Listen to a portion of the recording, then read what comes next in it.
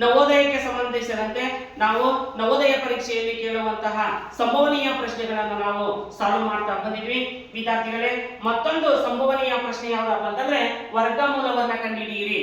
ನೋಡ್ರಿ, ಕೊಟ್ಟಿರುವಂತಹ ನವೋದಯ ಪರೀಕ್ಷೆಯಲ್ಲಿ 20 ಲೆಕ್ಕಗಳು ಕೊಟ್ಟಿರ್ತಲ್ಲ, ಆ 20 ಲೆಕ್ಕದಲ್ಲಿ ಏನಂದ್ರೆ ಯಾವುದಾದ್ರೂ ಒಂದು ಮೂಲೆಯಲ್ಲಿ ವರ್ಗಮೂಲವನ್ನ ಕಂಡುಹಿಡಿಯಿರಿ ಅಂತ ಬರುತ್ತೆ. ಹೌದಾ? ಅವಾಗ ನಾವು ಕೊಟ್ಟಿರುವಂತಹ ವರ್ಗ ಸಂಖ್ಯೆಯ ವರ್ಗಮೂಲವನ್ನ ಕಂಡುಹಿಡಿಯಕ್ಕೆ ಬರಬೇಕು. ಹೌದಾ? ಯಾರಿಗೆ ಗೊತ್ತಿಲ್ಲ, ಯಾರಿಗೆ ವರ್ಗಮೂಲವನ್ನ ಕಂಡುಹಿಡಿಯಕ್ಕೆ ಇನ್ನೂ ಬರ್ತಿಲ್ಲ, ಅವರು ಏನಪ್ಪಾ ಅಂತಂದ್ರೆ ಇವತ್ತಿನ ಕ್ಲಾಸಸ್ ಅನ್ನ ಸಂಪೂರ್ಣವಾಗಿ ತಿಳ್ಕೊಳ್ರಿ. ಈ ಕ್ಲಾಸ್ ಆದ್ಮೇಲೆ ಯಾವುದೇ ವರ್ಗವನ್ನ ಕೊಟ್ಟರಲ್ಲಿ ಆ ವರ್ಗ ಸಂಖ್ಯೆಯ ವರ್ಗಮೂಲವನ್ನ ಕಂಡುಹಿಡಿತೀರಿ. ಹೌದಾ? ನೋಡೋಣ. ಈಗ ಕೊಟ್ಟಿರುವಂತಹ ವರ್ಗ ಸಂಖ್ಯೆಯ ವರ್ಗಮೂಲವನ್ನ ಯಾವ ರೀತಿ ಕಂಡುಹಿಡಿಯಬಹುದು ಅನ್ನೋದನ್ನ ನಾವು ನೋಡ್ತಾ ಹೋಗೋಣ. ನೋಡ್ರಿ, ಈಗ ಇಲ್ಲಿ ಫಸ್ಟ್ ನಾವು ವರ್ಗ ಸಂಖ್ಯೆಗಳು 10 ವರ್ಗ ಸಂಖ್ಯೆಗಳು ಗೊತ್ತಿರಬೇಕು. ಹೌದಾ? 1 ರಿಂದ 10 ವರ್ಗ ಸಂಖ್ಯೆಗಳು ಗೊತ್ತಿರಬೇಕು. ಅರ್ಥ ಆಯ್ತಾ? ನೆಕ್ಸ್ಟ್ ನಿಮಗೆ 20 ಅಥವಾ 30 ಬಂದಿತ್ತಂದ್ರೂ ಕೂಡ ಏನಂತಂದ್ರೆ ಪರವಾಗಿಲ್ಲ. ಹೌದಾ? ಅಟ್ಲೀಸ್ಟ್ ನಮ್ಗೆ 1 ರಿಂದ 10 ವರ್ಗ ಸಂಖ್ಯೆಗಳು ಗೊತ್ತಿರಬೇಕು. ನೋಡ್ರಿ, ಈಗ ಪಾಯಿಂಟ್ ಬರೋಣ. ಕೊಟ್ಟಿರುವಂತಹ ವರ್ಗ ಸಂಖ್ಯೆ ಇದೆ ಎಷ್ಟೈತಿ? 3136 ವರ್ಗ ಸಂಖ್ಯೆ ಇದೆ. ಈ ವರ್ಗ ಸಂಖ್ಯೆಯ ವರ್ಗಮೂಲವನ್ನ ಕಂಡುಹಿಡಿಯಿರಿ ಅಂತ ಬಂತಂದ್ರೆ ಪರೀಕ್ಷೆಯಲ್ಲಿ ಏನ್ ಮಾಡ್ತೀರಿ? ಅವಾಗ ಏನ್ ಮಾಡ್ಬೇಕಂದ್ರೆ 1 ರಿಂದ 10 ವರ್ಗ ಸಂಖ್ಯೆಗಳನ್ನ ಬರ್ಕೋಬೇಕು. ಈ ಬಿಡಿ ಸ್ಥಾನದಲ್ಲಿ ಏನು 6 ಇದೆಯಲ್ಲ, ಈ ಬಿಡಿ ಸ್ಥಾನದಲ್ಲಿ 6 ನೋಡ್ಕೋಬೇಕು.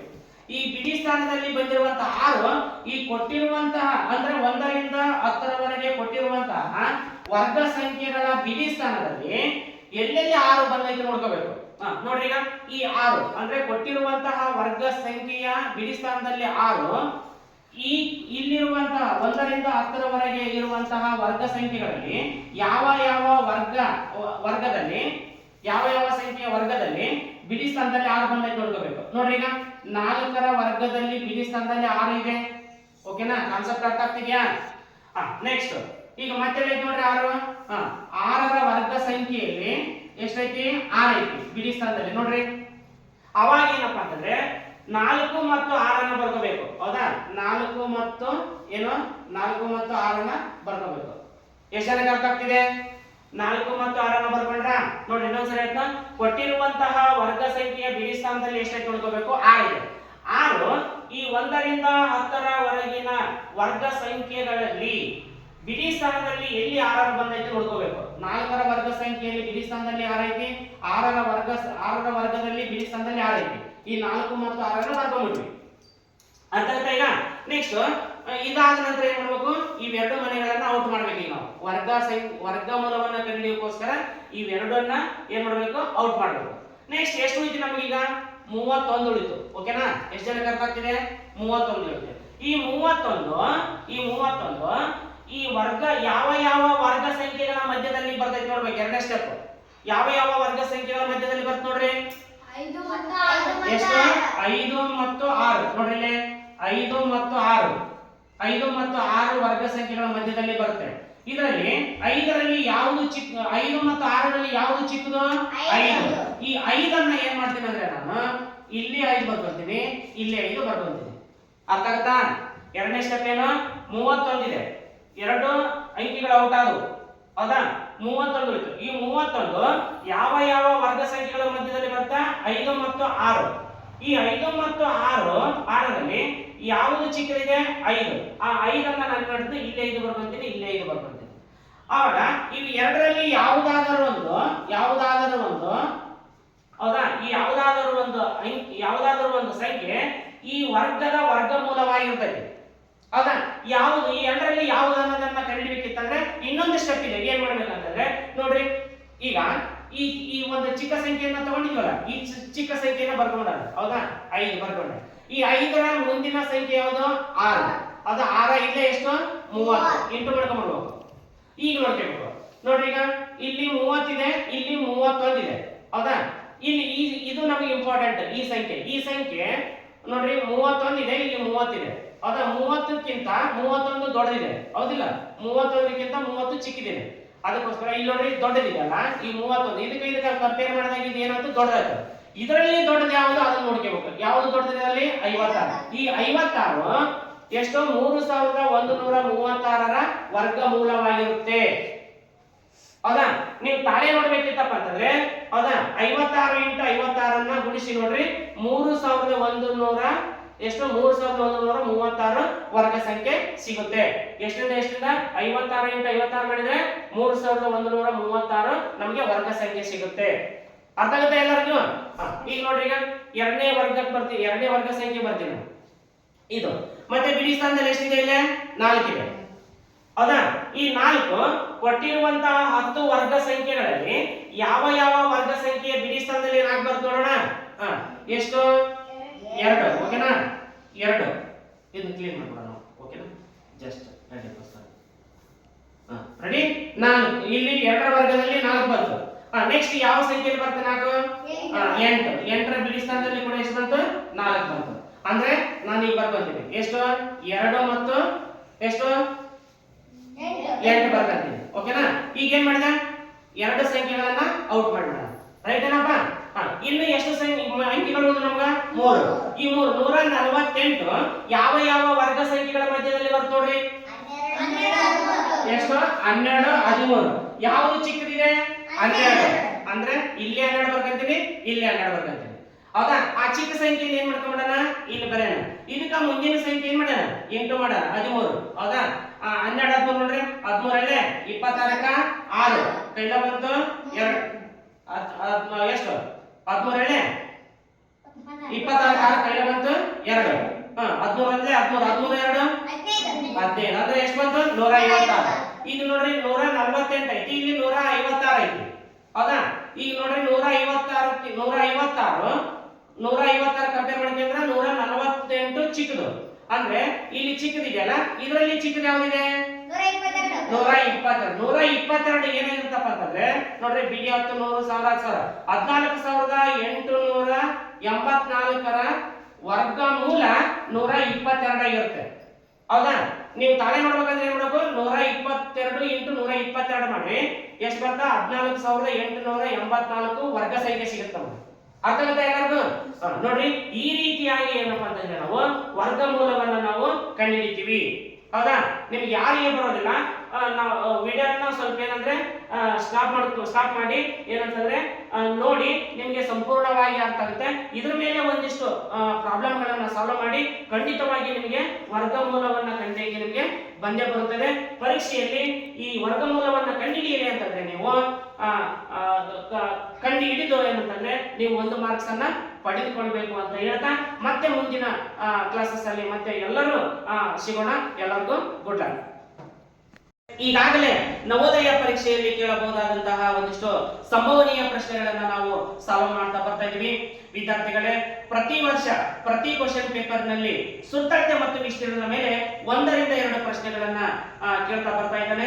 ಹಾಗಾಗಿ ವಿದ್ಯಾರ್ಥಿಗಳೇ, ಚೌಕದ ಸುತ್ತಳತೆ ವಿಸ್ತೀರ್ಣ ಆಗಿರ್ಬೋದು, ಆಯತದ ಸುತ್ತಳತೆ ಮತ್ತು ವಿಸ್ತೀರ್ಣ ಆಗಿರ್ಬೋದು, ತ್ರಿಭುಜದ ಸುತ್ತಳತೆ ಮತ್ತು ವಿಸ್ತೀರ್ಣ ಆಗಿರ್ಬೋದು, ಈ ಆಕೃತಿಗಳ ಮೇಲೆ ಪ್ರತಿ ವರ್ಷ 1 ರಿಂದ 2 ಪ್ರಶ್ನೆಗಳನ್ನ ಕೇಳ್ತಾ ಬರ್ತಾ ಇದ್ದಾರೆ. ಹಾಗಾಗಿ ಏನಂತಂದ್ರೆ ನಾವು ಈ ಅಂದ್ರೆ ಸುತ್ತಳತೆ ವಿಸ್ತೀರ್ಣದ ಮೇಲೆ ಒಂದಿಷ್ಟು ಲೆಕ್ಕಗಳನ್ನ ನಾವು ಪ್ರಾಕ್ಟೀಸ್ ಮಾಡ್ತಾ ಹೋಗೋಣ. ಯಾಕೆಂತಂದ್ರೆ 100% ಈ ಸುತ್ತಳತೆ ಮತ್ತು ವಿಸ್ತೀರ್ಣದ ಮೇಲೆ 2 ಪ್ರಾಬ್ಲಮ್ಗಳು ಬಂದೇ ಬರ್ತಾವೆ. ಆ 2 ಪ್ರಾಬ್ಲಮ್ಗಳನ್ನ ನಾವು ಸಾಲ್ವ್ ಮಾಡಿದ್ದೆ ಅಂತಂದ್ರೆ ಪರೀಕ್ಷೆಯಲ್ಲಿ ನಾವು ಸಕ್ಸಸ್ ಅನ್ನ ಕಂಡೇ ಕಾಣ್ತೀವಿ.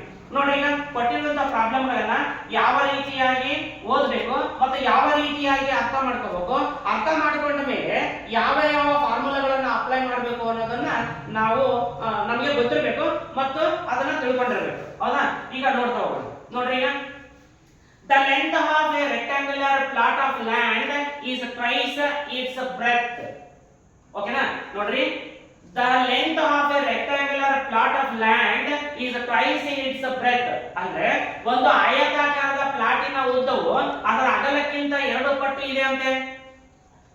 ನೆಕ್ಸ್ಟ್ ಏನು ಹೇಳ್ತಾನೆ? and its perimeter is 60 metre. ಹೌದಾ? ಅದರ ಸುತ್ತಳತೆ ಎಷ್ಟೈತಿ? 60 ಮೀಟರ್ ಇದೆ. the area of the plot is ಅಂದ್ರೆ ಅದರ ವಿಸ್ತೀರ್ಣವನ್ನ ಕಂಡುಹಿಡಿಯಿರಿ ಅಂತ ಹೇಳಿದಾರೆ. ನೋಡ್ರಿ, ಒಂದು ಆಯತಾಕಾರದ ಒಂದು ಆಕೃತಿ ಇದೆ, ಅಂದ್ರೆ ಒಂದು ಪ್ಲಾಟ್ ಇದೆ. ಅರ್ಥ ಆಗುತ್ತೆ ಎಲ್ಲರಿಗೂ? ಒಂದು ಆಯತಾಕಾರದ ಏನಿದೆ? ಒಂದು ಪ್ಲಾಟ್ ಇದೆ. ಅರ್ಥ ಆಗುತ್ತಾ? ಒಂದು ಆಯತಾಕಾರದ ಒಂದು ಪ್ಲಾಟ್ ಇದೆ. ಆ ಪ್ಲಾಟ್ ಏನಪ್ಪಾ ಅಂತಂದ್ರೆ ನೋಡ್ರಿ, ಉದ್ದವು ಏನು? ಉದ್ದ ಅಂದ್ರೆ ಲೆಂತ್. ಉದ್ದವು ಅಗಲದ 2 ಪಟ್ಟು ಇದೆ ಅಂತೆ. ಅಗಲದ 2 ಪಟ್ಟು ಇದೆ ನೋಡ್ರಿ. ಈ ರೀತಿಯಾಗಿ ನಾವು ಆಕೃತಿಯನ್ನ ತೆಗೆದುಕೊಂಡು ನೆಕ್ಸ್ಟ್ ಯಾವ ರೀತಿಯಾಗಿ ಅಗಲ ಮತ್ತು ಉದ್ದವನ್ನು ಹಚ್ಚಬೇಕು ಅನ್ನೋದು ಗೊತ್ತಿರಬೇಕು ನಮಗೆ. ಹೌದಾ ನೋಡ್ರಿ, ಒಂದು ಆಯತಾಕಾರದ ಪ್ಲಾಟಿನ ಉದ್ದವು ಅಗಲಕ್ಕಿಂತ 2 ಪಟ್ಟು ನೋಡ್ರಿ, ಅಗಲಕ್ಕಿಂತ 2 ಪಟ್ಟು ಇದ್ದರೆ 2 ಪಟ್ಟು ಇದೆ ಮತ್ತು ಅದರ ಪರದಿ ನೋಡ್ರಿ, ಪರದಿ ಅಂತಂದ್ರೆ ಪೆರಿಮೀಟರ್. ಪರದಿ ಅಂದ್ರೆ ಪೆರಿಮೀಟರ್. ಪೆರಿಮೀಟರ್ ಎಷ್ಟಿದೆ ಅಂತ 60 ಮೀಟರ್ ಇದೆ ಅಂತ. ಎಷ್ಟು? 60 ಮೀಟರ್. 60 ಮೀಟರ್ ಇದೆ ಅಂತ. ನೆಕ್ಸ್ಟ್ ಅದರ ವಿಸ್ತೀರ್ಣವನ್ನ ಕಂಡುಹಿಡಿಯಿರಿ. Find the area of plot. ಹೌದಾ, ಏನಂತ ಕೇಳಿದಾನೆ? ಏರಿಯಾ ಕೇಳಿದಾನೆ. Area is equal to question mark. ಯಾವುದರ ವಿಸ್ತೀರ್ಣ? ಆಯತದ ವಿಸ್ತೀರ್ಣವನ್ನ ಕಂಡುಹಿಡಿಯಬೇಕು. ಆಯತದ ವಿಸ್ತೀರ್ಣವನ್ನ ಕಂಡುಹಿಡಿಯಬೇಕಾದ್ರೆ ನಮ್ಗೆ ಏನ್ ಬೇಕು? ಸಾದಾ ಉದ್ದ ಬೇಕು, ಸಾದಾ ಅಗಲ ಬೇಕು. ನಮ್ಗ ಅಗಲ ಗೊತ್ತೈತನ? ಇಲ್ಲ. ಉದ್ದ ಗೊತ್ತೈತನ? ಇಲ್ಲ. ಸಾದಾ ಉದ್ದ ಮತ್ತು ಅಗಲ ಗೊತ್ತಿಲ್ಲ. ಹೌದಾ, ಈ ಸಾದಾ ಉದ್ದ ಮತ್ತು ಅಗಲ ಎಲ್ಲಿ ಸಿಗುತ್ತಪ್ಪ ಅಂತಂದ್ರೆ ನಮ್ಗೆ ಈ ಆಯತದ ಇಲ್ಲಿ ಸುತ್ತಳತೆ ಒಳಗೆ ಸಿಗುತ್ತಾ? ಹಾಗಾದ್ರೆ ನೋಡೋಣ. ನೋಡ್ರಿ, ಈಗ ಆಯತದ ಸುತ್ತಳತೆ ಅಂದ್ರೆ ಪೆರಿಮೀಟರ್ ಇಸ್ ಈಕ್ವಲ್ ಟು ಯಾವ ಫಾರ್ಮುಲಾ? 2 into the bracket ಉದ್ದ ಪ್ಲಸ್ ಅಗಲ. ಉದ್ದ ಪ್ಲಸ್ ಅಗಲ ಅಂದ್ರೆ ಲೆಂತ್ ಪ್ಲಸ್ ಬ್ರೆಡ್. ಈಗ ನೋಡ್ರಿ, ಪೆರಿಮೀಟರ್ ಕೊಟ್ಟಿದ್ದಾನೆ. ಪೆರಿಮೀಟರ್ ಎಷ್ಟಿದೆ? 60. ಯಾವುದರ ಪೆರಿಮೀಟರ್? ಆಯತದ ಪೆರಿಮೀಟರ್. ಆಯತದ ಸುತ್ತಳತೆ 60 ಮೀಟರ್ ಇದೆ. ಹೌದಾ, 2 ಬರ್ಕೊಳ್ಳೋಣ. into the bracket L ಅಂದ್ರೆ ಎಷ್ಟಿದೆ? 2b ಅಂದ್ರೆ 2b. ಹೌದಾ, 2b ಪ್ಲಸ್ b. ಅರ್ಥ ಆಗುತ್ತಾ ಎಲ್ಲರಿಗೂ? ಈಗ ನೋಡ್ರಿ, ಕಟ್ತಾ ಹೋಗುತ್ತೆ ನೋಡೋಣ. 2 ಒಂದೇ 2 30. ಹೌದಾ, ಅಂದ್ರೆ 30 ಈಸ್ ಈಕ್ವಲ್ ಟು ಎಷ್ಟು? 3b. ಎಷ್ಟಾಗುತ್ತಾ?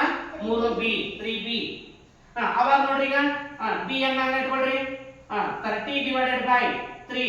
3 1 3 10 ಅಂದ್ರೆ breadth is equal to 10 metre. ಎಷ್ಟು ಜನಕ್ಕೆ ಅರ್ಥ ಆಯ್ತು? ಏನ್ ಸಿಕ್ತು ನಮಗಿಲ್ಲಿ? ಅಗಲ. ಏನ್ ಸಿಕ್ತು ನಮ್ಗ? ಅಗಲ. ಅರ್ಥ ಆಗುತ್ತಾ? ಅಗಲ ಸಿಕ್ತಿ. ನೆಕ್ಸ್ಟ್ ಉದ್ದವನ್ನ ಕಂಡುಹಿಡಿಯೋದ ನಾವು. ನೋಡ್ರಿ, ಉದ್ದ ಇದೆ ನೋಡ್ರಿ. ಉದ್ದ ಅಂದ್ರೆ ಉದ್ದ ನೋಡ್ರಿ, ಇಲ್ಲಿ ಬಿ ಸಿಕ್ತಿಲ್ಲ. ಬಿ ದ ಲೆಕ್ಕ ಬಿಡ ನೋಡ್ರಿ. 2 into b ಅಂದ್ರೆ ಎಷ್ಟಿದೆ ಇಲ್ಲಿ? 10. ಹೌದಾ, 10 is equal to ಎಷ್ಟಾಯ್ತು? 20. 20 ಮೀಟರ್ ಏನಿದು? ಉದ್ದ ಅಂದ್ರೆ ಲೆಂತ್. ಅರ್ಥ ಆಗುತ್ತಾ? ನಮ್ಗೆ ಏನು ಗೊತ್ತಾಯ್ತು? ಉದ್ದ ಗೊತ್ತಾಯ್ತು. ನೆಕ್ಸ್ಟ್ ಏನು ಗೊತ್ತಾಯ್ತು? ಅಗಲ ಗೊತ್ತಾಯ್ತು. ಈಗ ಆಯತದ ವಿಸ್ತೀರ್ಣವನ್ನ ಕಂಡುಹಿಡಿಯೋದ ನಾವು. ನೋಡ್ರಿ, ಏರಿಯಾ ಈಸ್ ಈಕ್ವಲ್ ಟು ನೋಡ್ರಿ ಇಲ್ಲಿ ಮಾಡ್ತೀವಿ. ಹೌದಾ, ಏರಿಯಾ ಈಸ್ ಈಕ್ವಲ್ ಟು ಅಂದ್ರೆ ಆಯತದ ವಿಸ್ತೀರ್ಣ. ಆಯತದ ವಿಸ್ತೀರ್ಣ ಈಸ್ ಈಕ್ವಲ್ ಟು ಉದ್ದ ಇಂಟು ಅಗಲ. ಉದ್ದ ಎಷ್ಟಿದೆ? 20 ಇಂಟು ಬ್ರೆಡ್ತ್ ಎಷ್ಟಿದೆ? 10 ಈಸ್ ಈಕ್ವಲ್ ಟು ಎಷ್ಟು? 20 200. ಅಂದ್ರೆ therefore ಆಯತದ ಸುತ್ತಳತೆ ಈಸ್ ಈಕ್ವಲ್ ಟು ಆಯತದ ವಿಸ್ತೀರ್ಣ ಈಸ್ ಈಕ್ವಲ್ ಟು 200 ಚದರ ಮೀಟರ್. ಅರ್ಥ ಆಗುತ್ತೆ ಎಲ್ಲರಿಗೂ? ಈ ರೀತಿಯಾದಂತಹ ಪ್ರಾಬ್ಲಮ್ಗಳನ್ನ ಪರೀಕ್ಷೆಯಲ್ಲಿ ಕೇಳ್ತಾ ಹೋಗ್ತಾನೆ. ಹಾಗಾಗಿ ಏನಂತಂದ್ರೆ ನಾವು ಪರೀಕ್ಷೆಯಲ್ಲಿ ಲೆಕ್ಕಗಳನ್ನ ಮಾಡ್ತಾ ಹೋಗ್ಬೇಕು. ನೋಡ್ರಿ, ಆಯತದ ಸುತ್ತಳತೆ ಸೂತ್ರ ಗೊತ್ತಾಯ್ತಾ? ಆಯತದ ಸುತ್ತಳತೆ ಈಸ್ ಈಕ್ವಲ್ ಟು 2 ಬ್ರಾಕೆಟ್ ಉದ್ದ ಪ್ಲಸ್ ಅಗಲ. ಆಯತದ ವಿಸ್ತೀರ್ಣ ಸೂತ್ರ ಉದ್ದ ಇಂಟು ಅಗಲ. ಈಗ ನಿಮ್ಗೆ ಚೌಕದ ಸುತ್ತಳತೆ ಮತ್ತು ವಿಸ್ತೀರ್ಣ ಗೊತ್ತಾ? ಚೌಕದ ಸುತ್ತಳತೆ ಫಾರ್ಮುಲಾ ಏನ್ರಿ? ಚೌಕದ ಸುತ್ತಳತೆ ಈಸ್ ಈಕ್ವಲ್ ಟು ಭುಜ ಇಂಟು 4. ಅರ್ಥಾಯ್ತಾ? ಅಂದ್ರೆ ಚೌಕದ ವಿಸ್ತೀರ್ಣ ಈಸ್ ಈಕ್ವಲ್ ಟು ಭುಜ ಇಂಟು ಭುಜ. ಹೌದಾ, ಈ ರೀತಿಯಾದಂತಹ ಏನಂತಂದ್ರೆ ಫಾರ್ಮುಲಾಗಳು ನಮಗೆ ಗೊತ್ತಿರಬೇಕು. ಅಂದ್ರೆ ಚೌಕದ ಮೇಲೆ ಕೇಳಿದ್ರು ಕೂಡ ನಮಗೆ ಚೌಕದ ಫಾರ್ಮುಲಾಗಳು ಗೊತ್ತಿರಬೇಕು. ಹಾಗಾದ್ರೆ ತ್ರಿಭುಜದ ಸುತ್ತಳತೆ ಮತ್ತು ವಿಸ್ತೀರ್ಣಗಳು ಗೊತ್ತಾ ನಿಮ್ಗೆ? ತ್ರಿಭುಜದ ಸುತ್ತಳತೆ ಸೂತ್ರ ಏನ್ರಿ? ತ್ರಿಭುಜದ ಸುತ್ತಳತೆ ಈಸ್ ಈಕ್ವಲ್ ಟು ತ್ರಿಭುಜದ ಸುತ್ತಳತೆ ಈಸ್ ಈಕ್ವಲ್ ಟು ಉದ್ದ ಪ್ಲಸ್ ಸಾದಾ ಪ್ಲಸ್ ಎತ್ತರ. ನೆಕ್ಸ್ಟ್ ಆಯತದ ತ್ರಿಭುಜದ ವಿಸ್ತೀರ್ಣ ಸೂತ್ರ